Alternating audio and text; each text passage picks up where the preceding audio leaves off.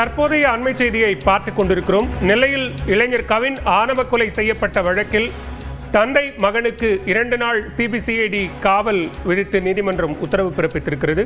கூடுதல் விவரங்களோடு இணைகிறார் மண்டல தலைமைச் செய்தியாளர் சிவமணி. விவரங்கள்.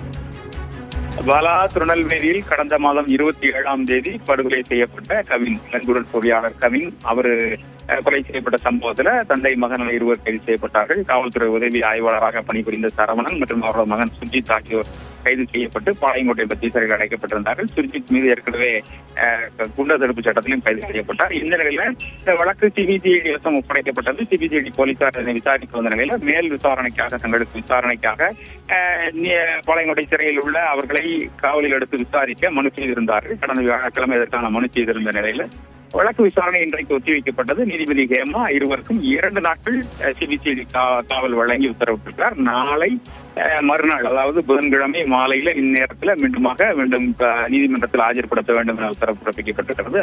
அதோடு கூட எழுத்துப்பூர்வமாக அவர்களை அடிக்கக்கூடாது என்பது உள்ளிட்ட அந்த பல்வேறு விஷயங்கள் அதுல எழுத்துப்பூர்வமாக சிபிசிஐடி வசமிடந்து பெறப்பட்டிருக்கிறது.